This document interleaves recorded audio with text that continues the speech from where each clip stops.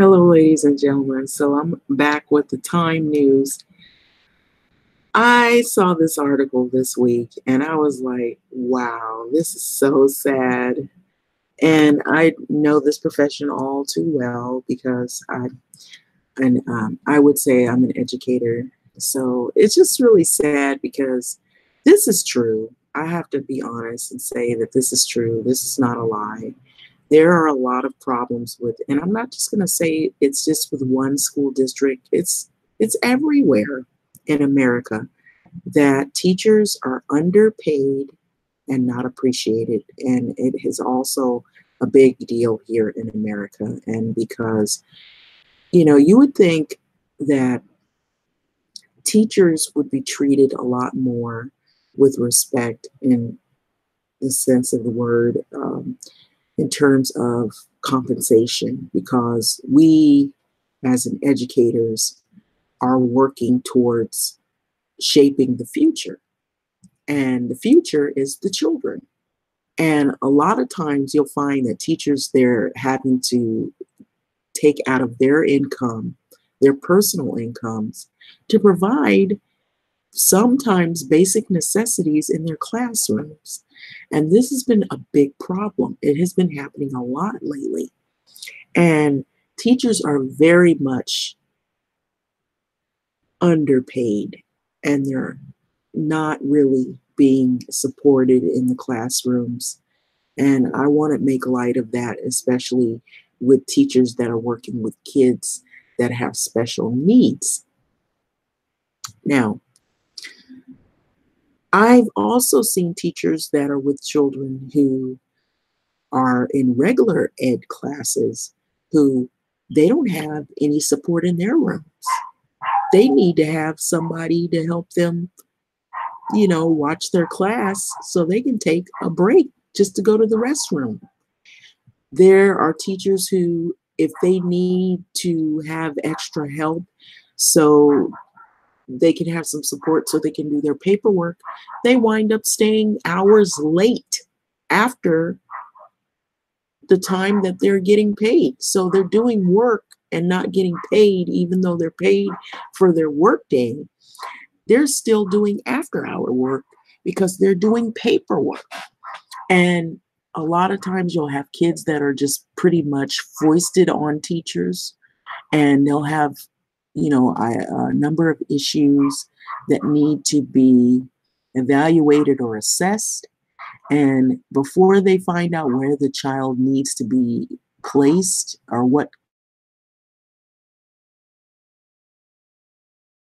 is, that kid will lose maybe half a year's worth of learning instruction time, because different kids from different, walks of life that have different, needs.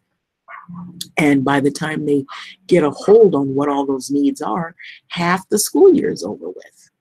And if you have a child that is in a wheelchair and their needs is more physical, and you have a child versus that child that's in the wheelchair that has more behavior issues, with a behavior issue versus a kid that just needs physical attention, the physical help, and so you can't really teach the other kids because you're too busy corralling the ones with behavior issues, and you don't have a lot of support. So this is the kind of things that happen to teachers as well. I want to bring that, make mention of that, because a lot of that is going on, and it's going on in a lot of districts, believe it or not, here in California. And so this one says, I work 3 jobs and donate blood plasma to pay the bills, and this is what it's like to be a teacher in America. And so there were several different snippets of different teachers that were pretty much putting on blast some of the situations.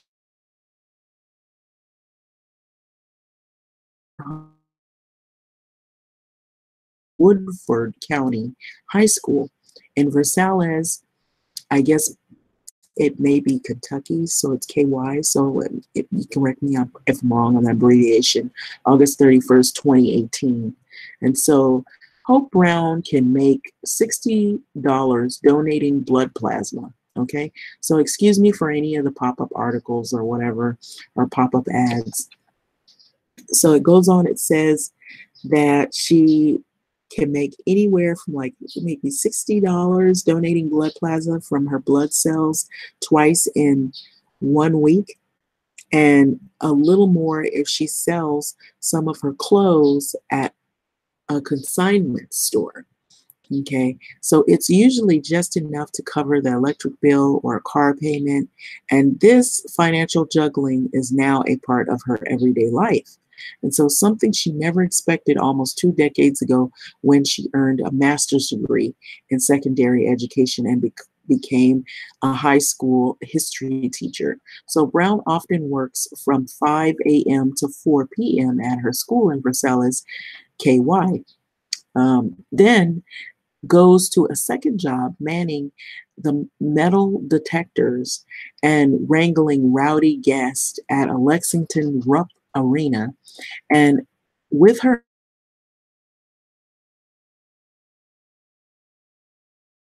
okay, so I truly love teaching, says the 52-year-old, but we are not paid for the work that we do.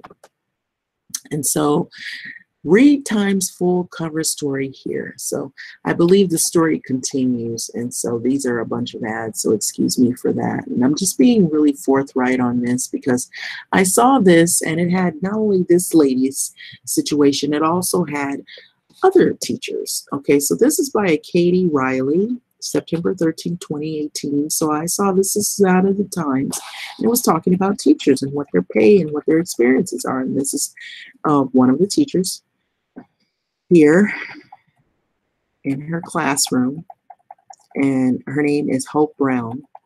And so I just read a snippet of her situation, and that has become the rallying cry of America's public school teachers who have staged walkouts and marches on 6 state capitals this year.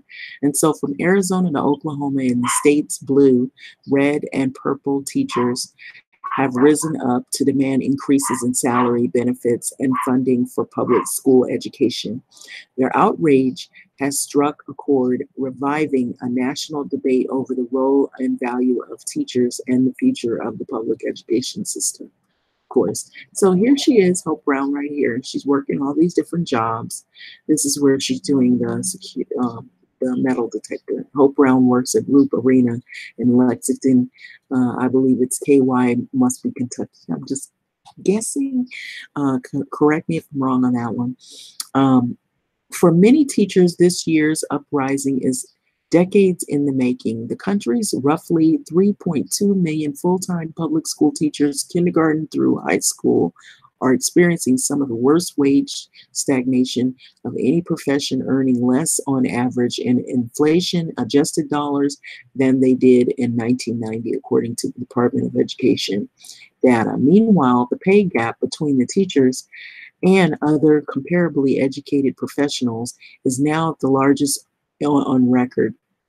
So in 1994, public school teachers in the US earned 1.8% less per week than comparable workers, according to the Economic Policy Institute, left-leaning think tank.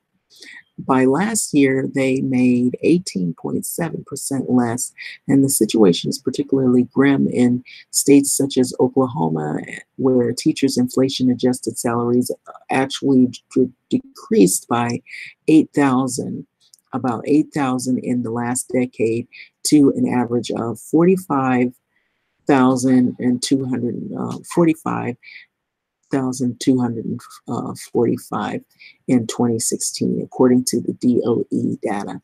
So in Arizona, teachers' average inflation adjusted annual wages are down 5,000. So these are not only Hope Brown, you have some other teachers that are also pictured here on the Time magazine.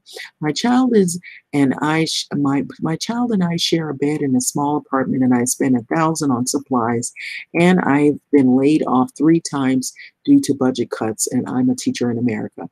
I have a master's degree, 16 years of experience of work, 2 extra jobs, and donate blood plasma to pay the bills. I'm a teacher in America. I have 20 years of experience, but I can't afford to fix my car and see a doctor for a headache or save my child's future. I'm a teacher here in America. And so this is a growing problem, and I wanted to make light of this because I'm an educator as well. So I'm just going to be honest and say that. But I know what these teachers are going through because I myself and some other people are also going through the same thing, where you only make enough just to get by. And so the decline in education funding is not limited to salaries, but 29 states were still spending less per student in 2015, adjusted for inflation, than they did before the Great Recession, according to the on Budget and Policy Priorities, leaving many public schools dilapidated, overcrowded, and reliant on outdated textbooks and threadbare supplies. And so, to many teachers, these trends are a result of decades of long bipartisan war on public education, born of frustration with teachers' unions, a desire to standardize curriculum, and a professed commitment to fiscal austerity. And so this has led to a widespread expansion of character schools, or charter schools. I said character. And I'm really running. I read really fast. But anyway, it's charter schools. And charter schools, we have a lot of them here in California, and a lot of them probably outside of California, I'm sure. They seem to be a big thing. And some people have some pros and cons about the charter school systems. And so I also saw an article, so I'm stopping for a minute here, where they were saying that some entity, I don't know which one, may take over public schools because of all the problems that have been happening. But it goes on to read that these charter schools are publicly funded by private operated and actions such as a move in Wisconsin legislature in 2011 to strip teachers' pensions and roll back collective bargaining rights. So this year's Colorado lawmaker voted to raise teachers' retirement age and cut benefits. And I saw that as well. So they showed this guy, and I believe he must be the lawmaker. And so these are books that are probably outdated, they're dilapidated, or they've been written in, and they're reused over and over. Stacks of books are organized in Ben Tide's classroom in the University of Neighborhood Middle School in New York. So some books maybe you can use again, but then some books need to be replaced. Depends. Then there's some schools where they have new books just sitting in a room and nobody's using them. They're not even being utilized.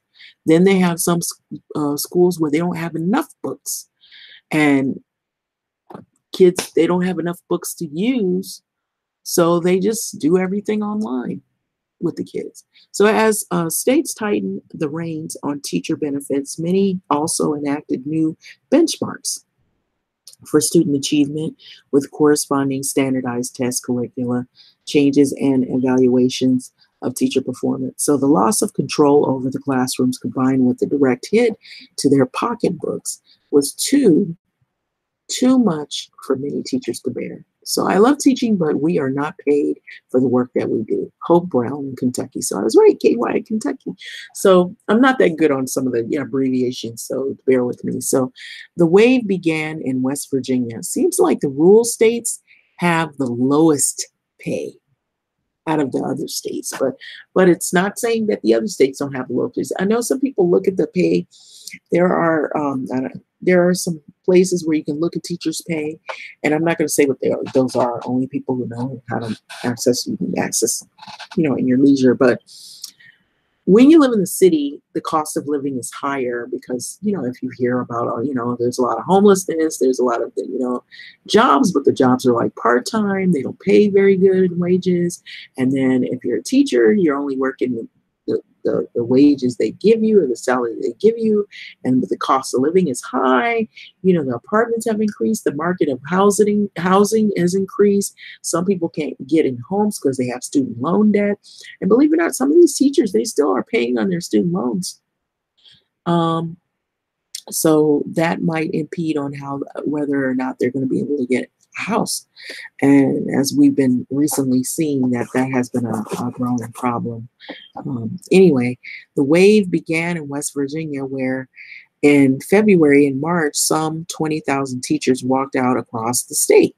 So educators there who made an average of 54,701 in 2016, according to the DOE, refused to enter the classrooms until the state met their demands to fully ensure and benefits and increased salaries. Instead, they marched on the Capitol and passed out bags of lunches and for low-income students who normally rely on free school lunches, and watched as the public's support flooded their way. Okay. And so after 9 school days, lawmakers caved and approved a 5% wage increase. So they had to do all of that just to get a 5% wage increase. Think about that. So that tells you how teachers are treated, basically. They had to do all of that, make some noise just to actually get what they need to receive as educators.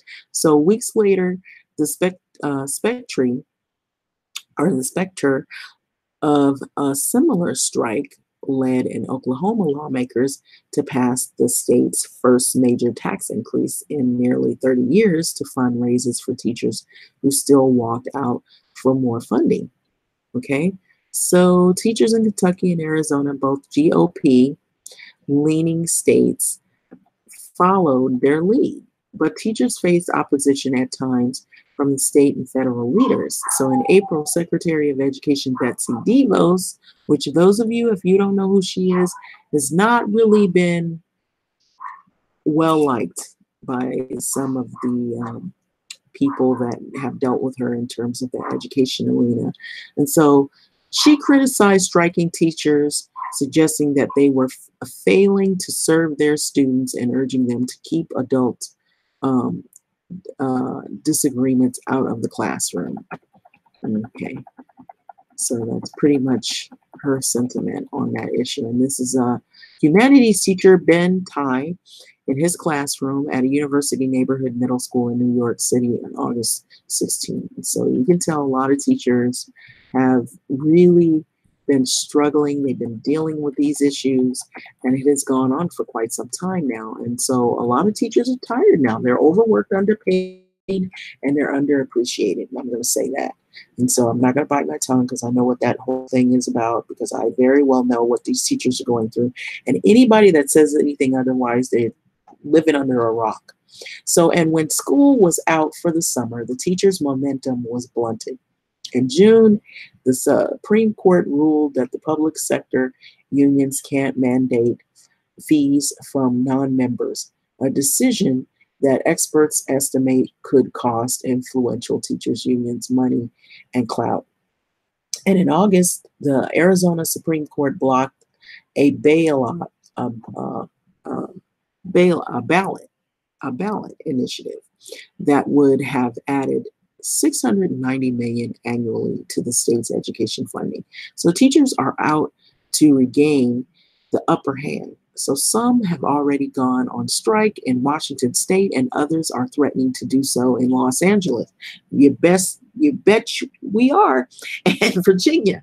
And they promise to turn out in force for November's midterm elections, where hundreds of teachers are running for office on platforms that promise more support for public schools. And they have also sought to remind the public that they are on the front lines of America's frayed social safety net, dealing with children affected by the opioid crisis, living in poverty, and fearful in the next school shooting. Think about it, people. Let me read that again. They have also sought to remind the public that they are on the front lines of America's frayed social safety net, dealing with children affected by the opioid crisis, living in poverty, and fearful of the next school shooting. As if teachers don't have enough to worry about. Trust me, we are shaping the future, and we are also dealing with children that come from homes that have opioids involved. Maybe they were born with it in their system. It's a possibility. Living in impoverished situations, fearful that they'll come to school and there'll be another school shooting. Yes, we're dealing with that, but you think that teachers are getting paid enough? No, they're not. We're dealing with a lot of things. And we're dealing with probably, and I have to say this, there are some kids that I've seen that harbor a lot of anger. And we could very well have some more school shootings. And let me make mention of that, unfortunately. Don't want to see it, but I'm not discounting that it won't. I won't say that it won't happen, but let's put it that way. So, recent polling suggests that teachers have the public on their side. Okay, nearly 60% of the people in IPSOS USA Today survey released September 12th think teachers are underpaid, while a majority of both Republicans and Democrats believe that they have the right to strike, which is true. We have to organize even harder and even broader, okay, says Los Angeles teacher Rosa Jimenez. Correct me if I'm wrong on that name. Okay, people are fired up, and they should be. And so this is Rosa. It's either Rosa Jimenez or Rosa Jimenez. So I believe it's Jimenez. It's Spanish. So this right here, I have seen people over by, what is it called, on Hill Street, downtown Los Angeles, and there was a strike. There was a demonstration by teachers, and that was not very long ago. So when Elaine Hutchinson's mother started teaching in Oklahoma in 1970, she made about $7,000 a year. And 2018 dollars, 2018 dollars, that's roughly about 45,000. Okay, nearly the same salary Hutchinson, Oklahoma's 2013 Teacher of the Year now makes after a quarter century on the job. Hutchinson, 48, is the fourth generation educator whose daughter also plans to become a teacher. And she says that she has never gotten into teaching for the money. But I do not want to be paid what I'm worth. Okay. Now, some people's opinions are different than others. People, you have to know that when you go in a profession working with students and kids and all these various situations, that you are going to have some circumstances that you're going to be dealing with, and that you have to have a place in your heart to be open to all of the needs of these children, and you have to put aside your biases. Everybody has them. You have to put all that aside, and it also helps you to, have a more awareness of other cultures as well. If you had any bias, then you will learn about other cultures, most definitely, through the kids. And so you have to go in it knowing that you love teaching, and you generally, this is a passion, and you love working with kids, no matter what the color and race, background, economic status, and whatnot. But you also have to know, too, that in defensive teachers, I would say, depending on their area where they live, the teachers have to be, able to get back and forth to work. They have to be able to have a place to stay, and they have to be able to support their families as well, because they have a life outside of the classroom. And so they need to be paid, a livable wage, at least one to where that they're not worried about not being able to pay their car note and not being evicted, or at least being able to get in a home. And you would think they would give incentives to create that environment so that teachers will stay in the neighborhoods, and great teachers will stay there by giving them opportunities to become homeowners, or to get into homes, or to stay in areas, or to have good health care and benefits and whatnot, and be able to pay their bills and get on with life as they need to, because you want those people to stay in the area to teach the kids who are at risk. So since the first U.S. public school system was established in Massachusetts, going back to this article, 1647, many localities have struggled to pay teachers, and searched for people willing to do the job for less. Okay. So it's kind of coinciding with what I just said, but I put my opinion in there before this. So in the mid 1800s, California Superintendent of Public Instruction John Swett lamented that the work of teachers was not as well paid as the brain labor of the lawyer and physician and clergyman and the editor.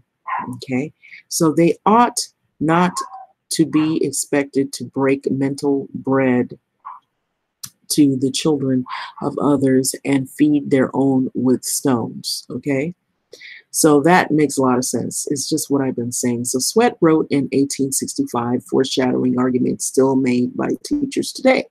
So you want these teachers to be in these neighborhoods, great teachers to want to teach, and you want them to still have that oomph and that passion to teach. But they got to be able to live and feed their families as well. So you got to think about that and be considerate of that. We have to organize even harder and even broader.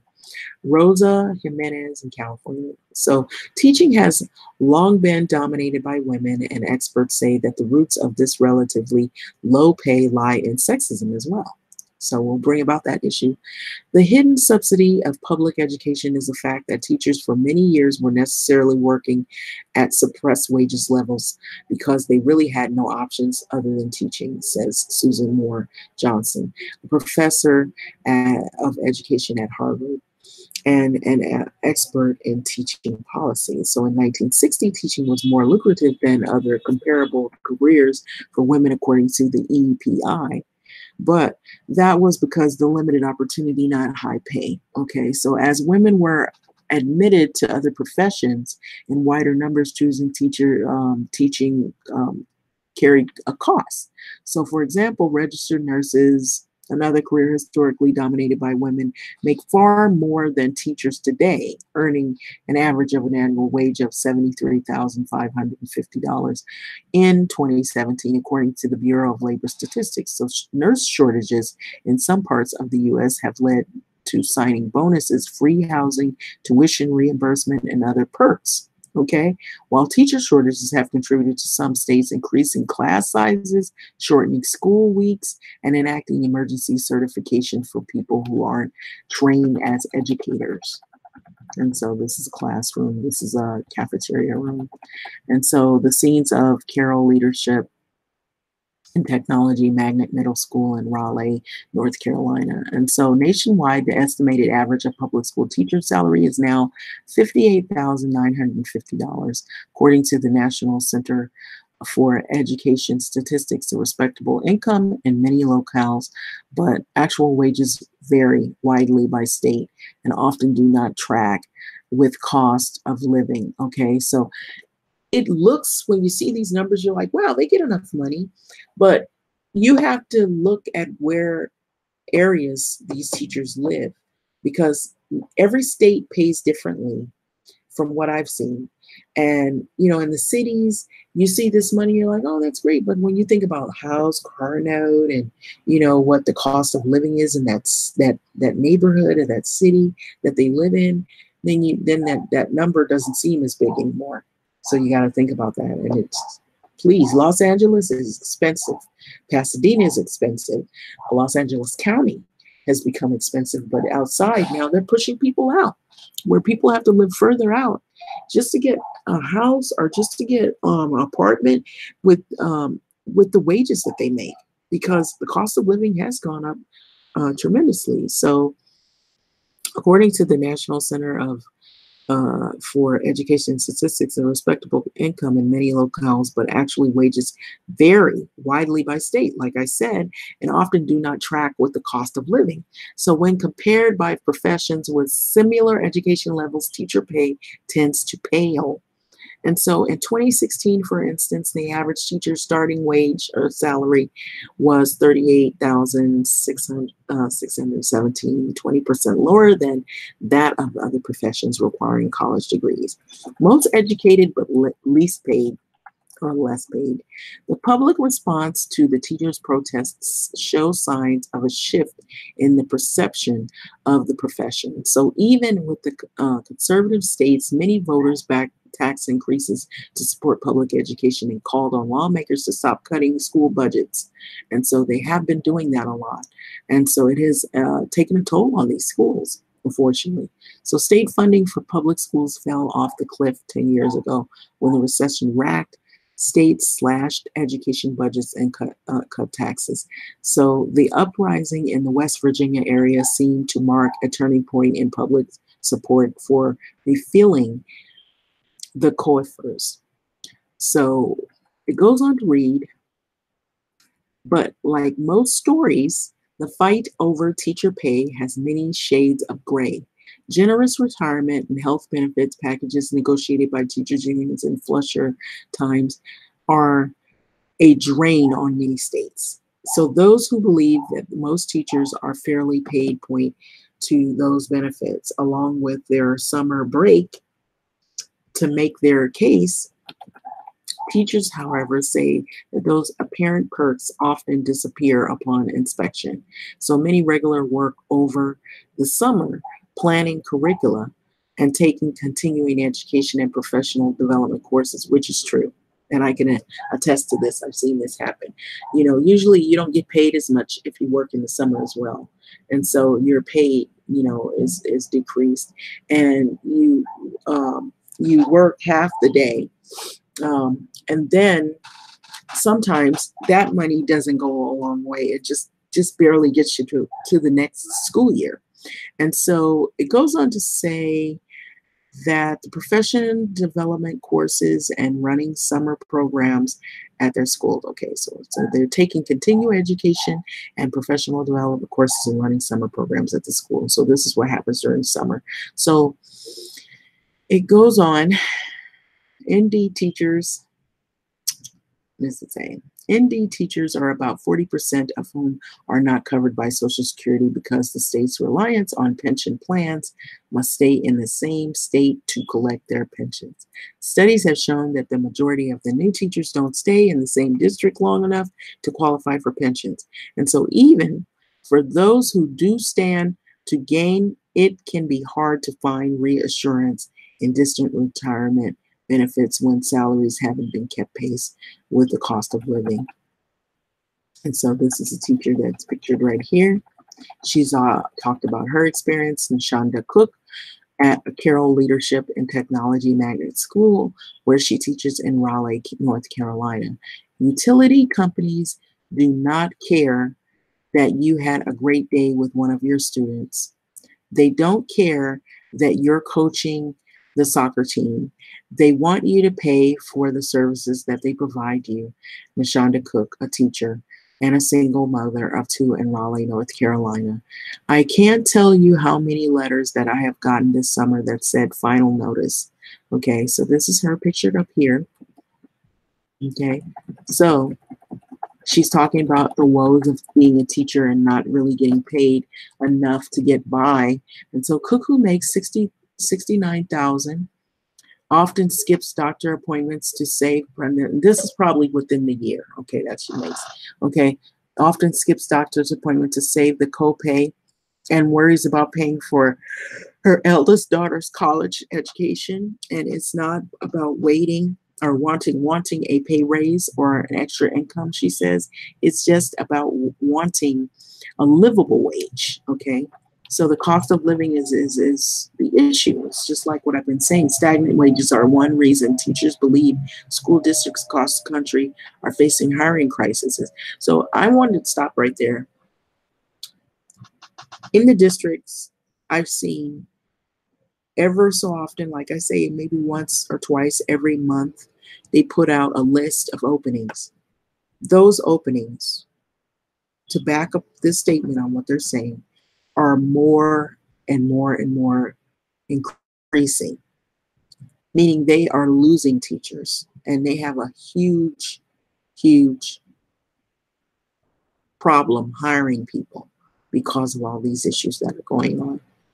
And pretty soon, you're going to have to where people don't want to even be in the room anymore. They don't even want to teach because they're not being compensated, they're not being treated fair at these schools. And so stagnant wages are one of the reasons teachers believe that school districts across the country are facing hiring crisis.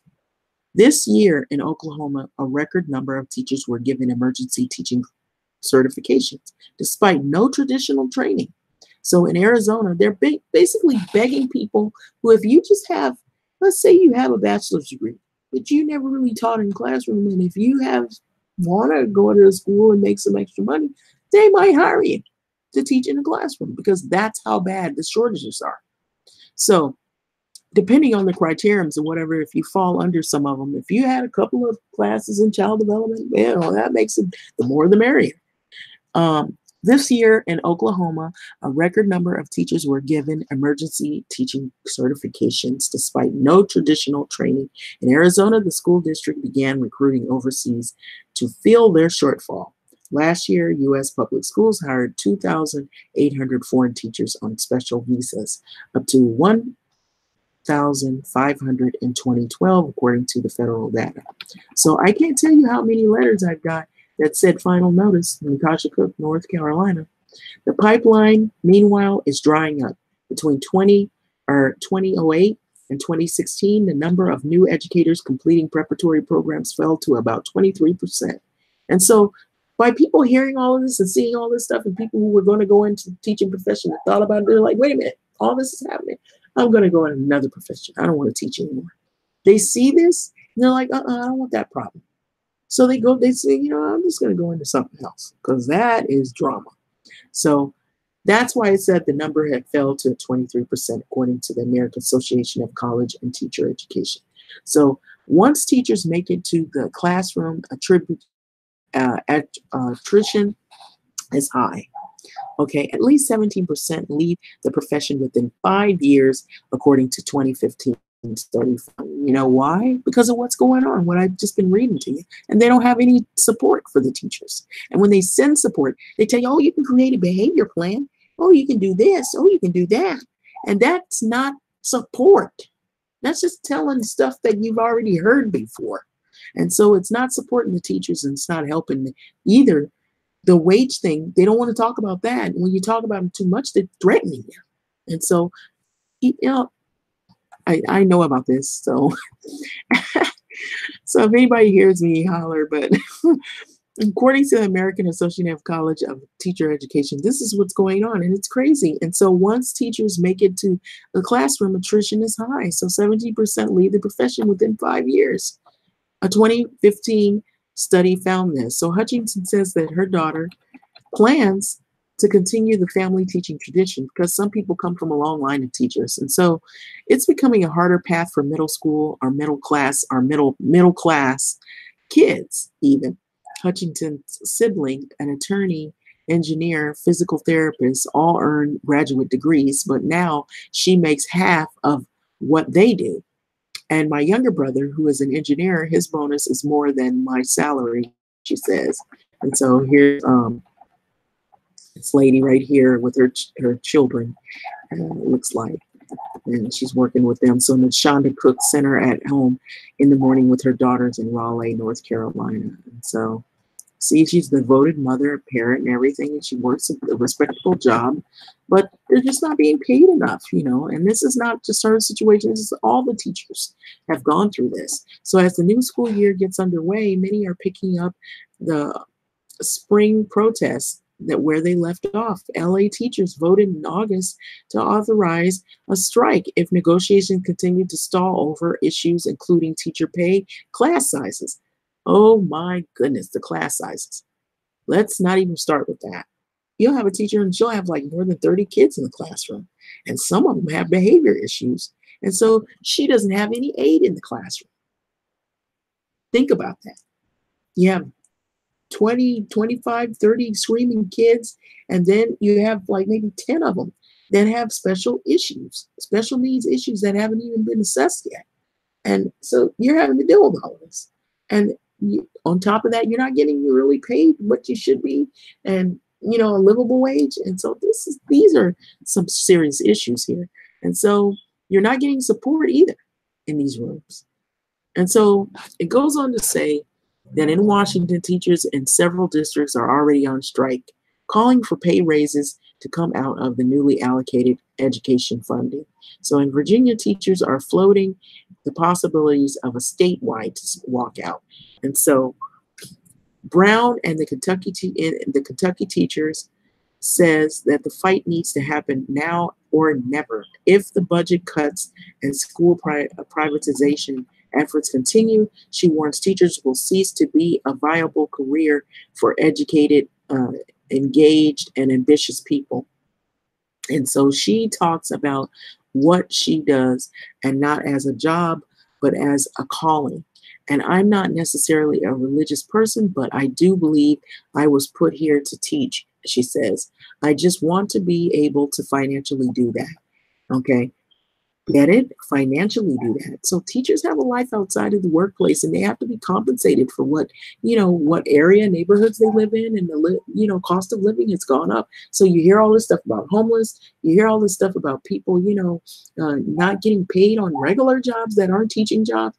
And then now you got, and then they brought up the issue of sexism as well, that women get paid less. And most of the teaching careers are dominated by primarily women. And you have male teachers as well, that they don't look at that, But here's the thing. You have women teachers, so they figure, oh, she's a woman, she can deal with kids, whatever. That's nothing. It's a no-brainer. Yes, it is. Because you have to go to school. You have to go to college. Some of these teachers, they have student loan debt, and so come on, people, whoever's over this, somebody's got to do something about it. And so I agree with the teachers. My vote is for the teachers, and I'm a teacher. So anyway, I'm in support of this. This is ridiculous. I see some of the stuff that the teachers are going through, and this is preposterous. And this is right here in America. So anyway, it goes on to say that I'm not necessarily a religious person, so I'm just backtracking. But I do believe I was put here to be a teacher, she says, and I just want to be able to financially do that. But to Brown, it's not only about what she and her fellow teachers are worth, but because they're not in the classroom alone, if the public is on their side, they say it's ultimately because of the kids, okay? So with reporting by Haley Land, Edwards, New York. And so this is the time. So that's basically ours. So it's kind of pulling apart some of the issues. And, I'm just going to pan back up and see some of the teachers and some of the things that they talked about, how, they can't pay their car note, and how they have to spend a lot of money in school supplies, and it's just ridiculous, and I've seen that. I've heard of some teachers complain that they had to come out of their pocket to get school supplies, and special needs teachers having to pay for little things like paper, pencils.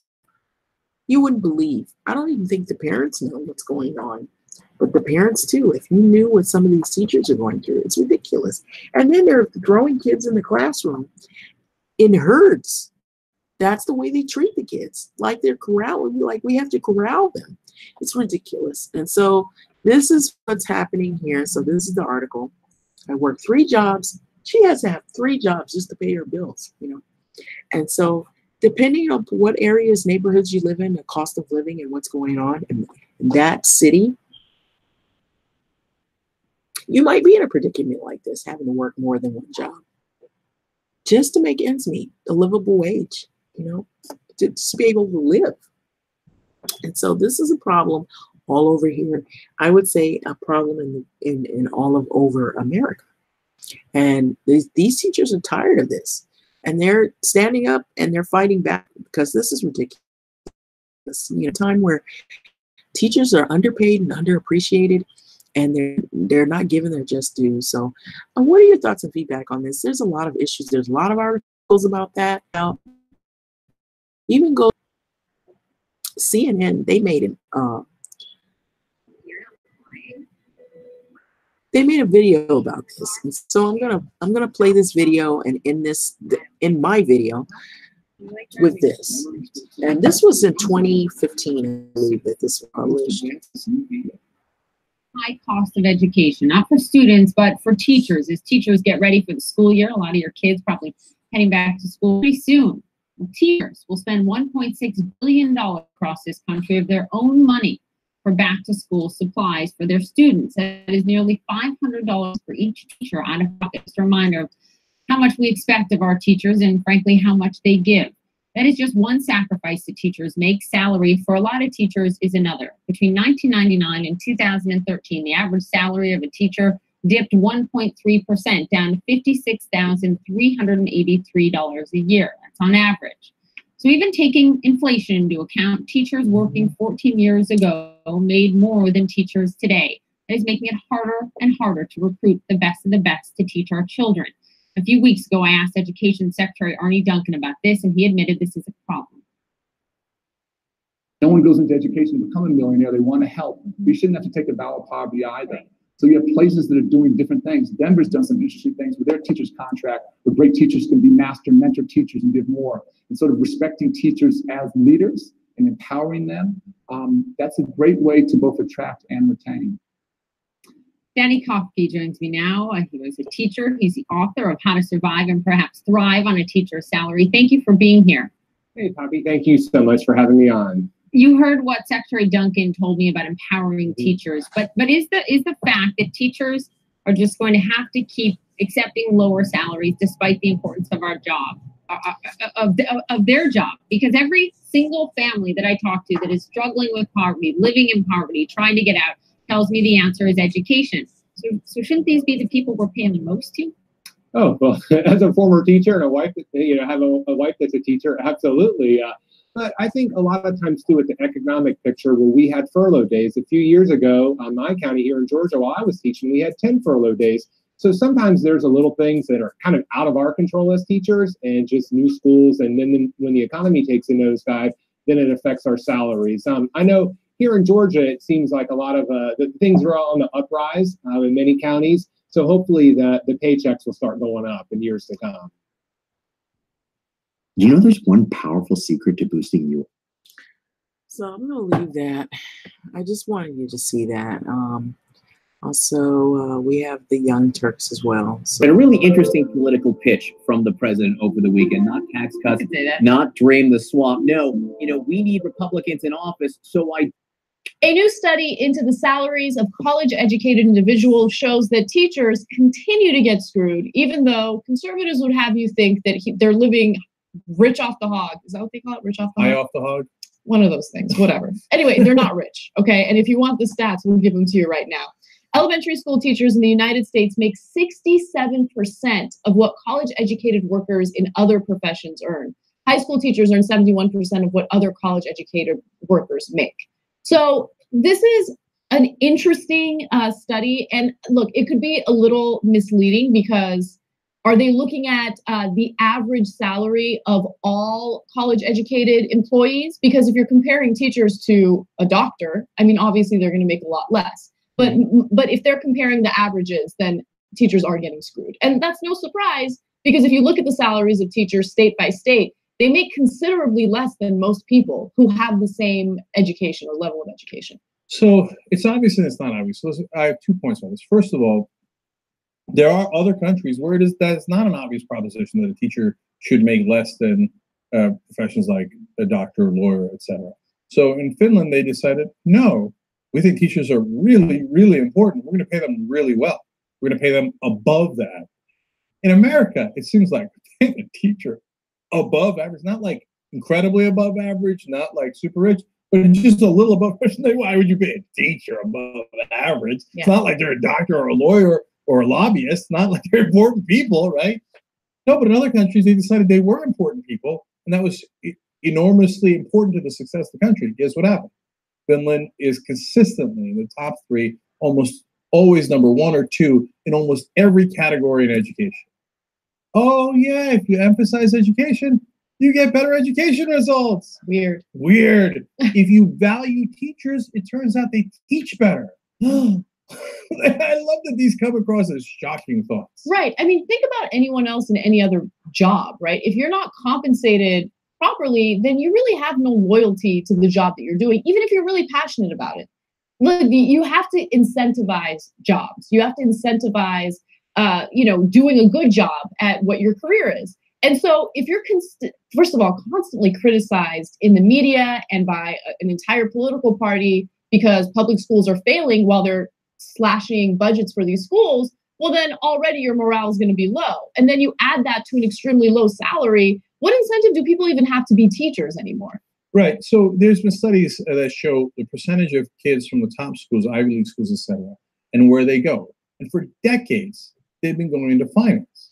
It doesn't matter what their major is. Philosophy, education, psychology, doesn't matter. Wall Street, Wall Street, Wall Street. Why? That's where the money is, right? So if the money was in teaching, some of that top talent might go into teaching. But we as a society have decided, nah, teaching's not that important. It's only our kids. Yeah. Right? And because we make that decision, we're the taxpayers. We're the ones who decide how much the teachers get, and we won't pay them. And then on top of that, my second point is that then we have the Republicans and a lot of the mainstream media that then turn around and pretend as if the teachers are the ones that are powerful in this country. I know, it's incredible. Like they blame them for all the problems, right? They're like, oh, the teachers' unions, that's what's bankrupting the government. You never the trillions of dollars in bailouts to the banks isn't bankrupting the government. It's incredible. But the teachers are? It's incredible because you don't really hear Republicans railing against police unions.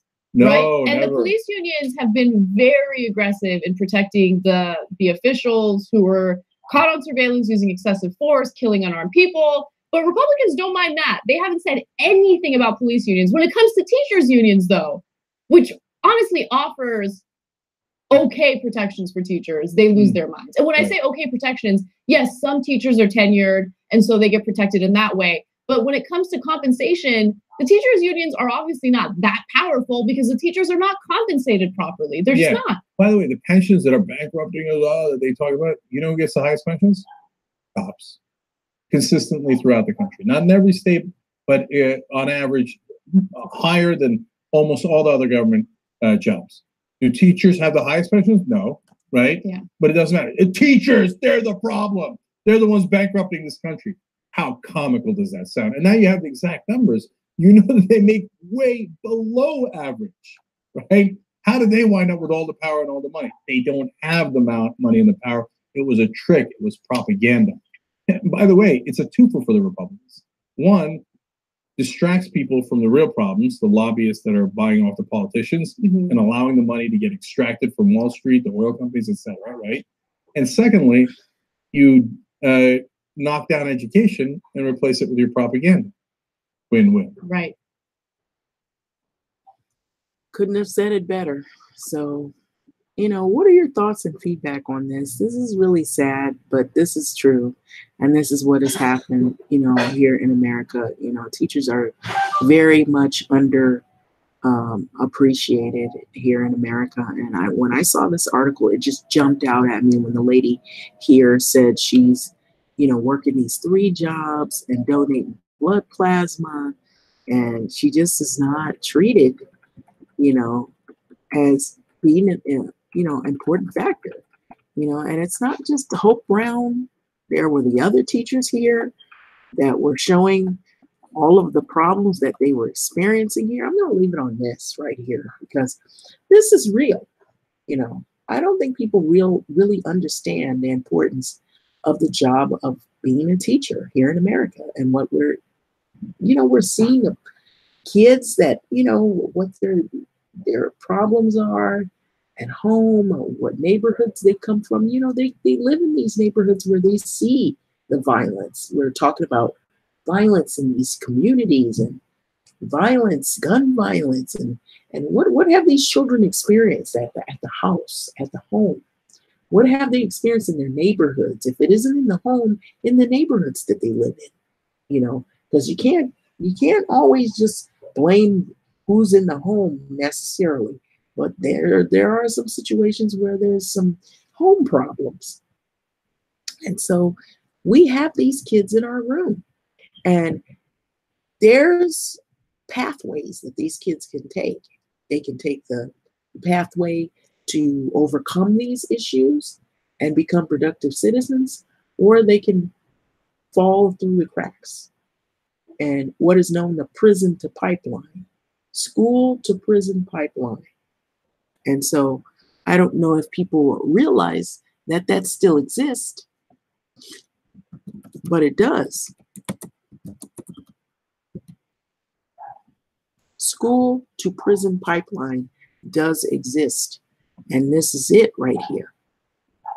I don't know if people understand, in the United States, the school to prison pipeline, which is SPP, also known as school to prison link, or the schoolhouse to jailhouse track, is the disproportionate tendency of minors and young adults from disadvantaged backgrounds to become incarcerated because of increasingly harsh school and municipal policies. Okay, and so that has to do with some of the stuff that goes on in the schools that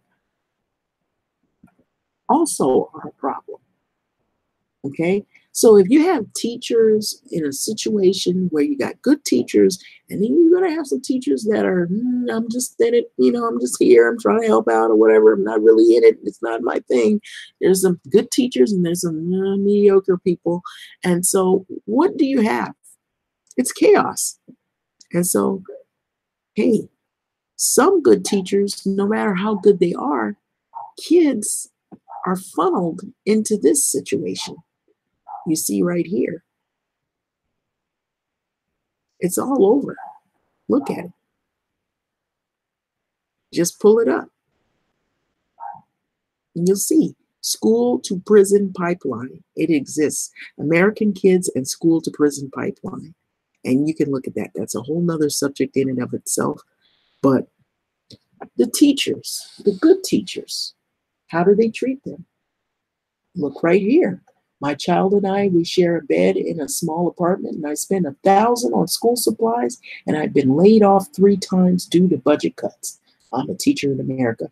I'm reading it again. I have a master's degree, 16 years of experience, work 2 extra jobs, and donate blood plasma to pay the bills. I'm a teacher in America. I have 20 years of experience, but I can't afford to fix my car, see a doctor for a headache, or save for my child's future for college, and I'm a teacher in America. Different walks of life, different backgrounds, but they're all having the same issues. See that? One in Kentucky, one in North Carolina, and then one in California. It's a problem here, people. Thoughts, comment, feedback. It's a huge problem here in America. Teachers are underpaid and not appreciated. Thanks for listening.